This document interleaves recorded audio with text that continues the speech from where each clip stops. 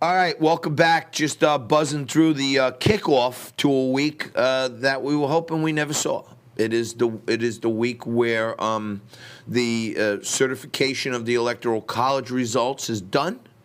It appears to all that Joe Biden will be inaugurated president on January 20, and the things that we probably didn't think were coming right away are happening as well. They're showing themselves to us. Alexandria Ocasio-Cortez and others on the left are talking about creating lists of people who are Trump supporters, making sure they don't get jobs. You got Spotify, Pinterest, PayPal, all these different companies that makes no sense. They're all banning Donald Trump. The PGA came out today and said they're not going to hold a golf tournament in 2022 at Trump's Bedminster course. So they're trying right now to literally cancel Donald Trump's existence out of the history books. And that's what's happening. And when these things start happening, I hate to tell you, it's Money Monday. So that's when, I talk a lot about your money and your portfolio and all this other stuff. Joe Biden seems to be on his way in the door. Throughout his campaign, he's referred to Kamala Harris multiple times as President-elect Harris and talked about a Harris administration. So this guy knows where things are heading. And we should have all known this too. I've been telling you for the last 6 months that Joe Biden's a vessel, that Hillary Clinton and Barack Obama are just dumping all the progressive socialists they can into that vessel. And Kamala Harris is really the president in waiting. It may happen before the 20th. But what we're seeing right now is Nancy Pelosi.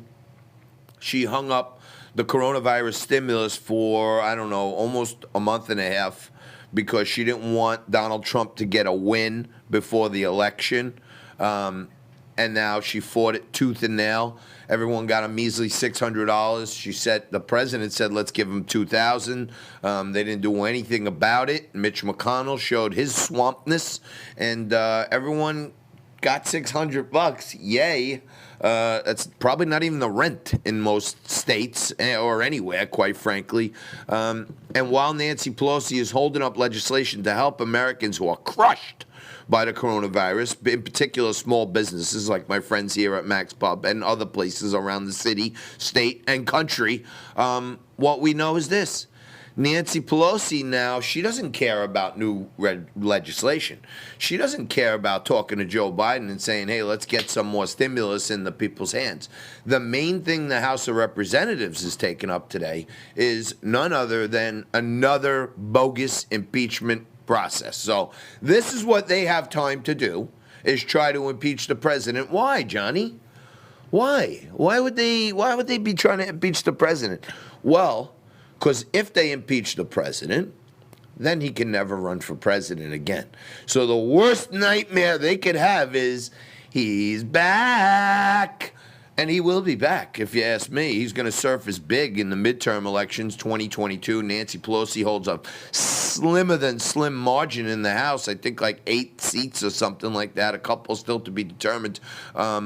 So she's on her last legs, literally, and we're in a 50-50 split in the Senate. And you got a bunch of senators on the Dem side, like Joe Manchin and others that, Kyrsten Sinema, other people that ran as these moderate centrist Democrats in mostly red states, that they're going to have a hard time voting to pull back the tax cuts. They're going to have a hard time voting to put in some gun legislation. So this is going to be an epic battle. What the social media companies want to do is take away Donald Trump's platform where he can speak to his followers, because they want to try to break us up and disperse us as much as we can. So that's scary. But the Dow down 71. And, when you come into this hour, you look at the all-time high, the 52-week high, 31,193. We're just off that, a couple hundred points off that. And many people think that if there's gridlock, if you got one or two rogue senators on the Dem side that can't get on board with these really progressive left-wing policies, then the Senate will be a firewall to completely destroying this country. So we're going to have to start relying on, if you remember, when Donald Trump was trying to push through certain legislation and we had a 52-48, you had people like Mitt Romney And you had people like Susan Collins and Lisa Murkowski who were always on the fence, and they wouldn't vote with the president. And a couple of times, 2 out of the 3 of them went bad, making a 50-50 tie. Mike Pence, the traitor, had to come in and break those ties. The Democrats are going to be facing a very similar story here.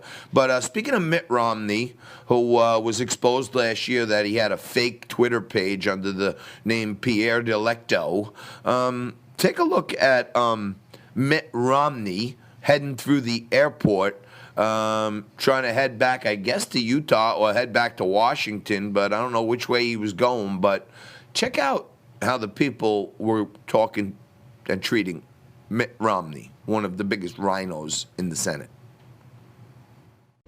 How you doing? Put your mask on. Don't tell me what to do. Please put your mask on. It's required by law in this airport. I'm standing 6 feet away. I'm sorry. It's required in this Okay, I'll airport. tell you Put what, your because mask you know on. what? I'm going to go ahead and do it because I want to have a chat with you. Why aren't you supporting President Trump? I do support the things President Trump does that I think I agree with. You're not supporting him. I'm sorry. I do agree with many of the things he is for, and I support those things. Are you going to support him in the fraudulent votes? Overturn the election? No, I'm not. Why not? Because it's a long story. You didn't get a chance to hear my remarks in Congress. It's going to be a real long story. I'm sorry, can you say that again? It's a long story, but we have a Constitution. The constitutional process is clear. I'll follow the Constitution, and I'll explain all that when we meet in Congress this week. Well, you haven't supported him, and you didn't even support him in the election. No, I did not. Why? For reasons I explained at the time. You were voted in as a conservative to represent the conservative constituents. Period. Actually, that's not how the Constitution works. It is. You're voted in to represent us. You work for us. Am I wrong? I work for the people of Utah.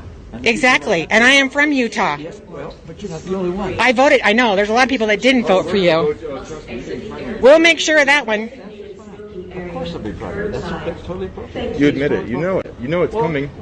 They didn't want you in there anyway. So to be honest with you, I wouldn't be surprised if you weren't even voted in legally. Trump is a juggernaut. Your legacy is nothing. You're a joke. Absolute joke. It's disgusting shame. Look at him run. It's one of his constituents. Hey, you gonna stand with the president? You gonna stick up for this fraudulent election? She's asking him. I mean, these are fair questions. You see him run, scamper like a little rat. That's what he is. He's a little rat. Mitt Romney is a rat. That's all he's ever been. He's been a carpetbagging rat his whole life, and he gets what he deserves in his next election, too. All right, we'll take a quick break. We'll come back with one of the best guys you want to know. Been with us from day one right here on Liquid Lunch, and now he's the host of the Saturday Agenda on Newsmax. Joe Pinion joins us right after this.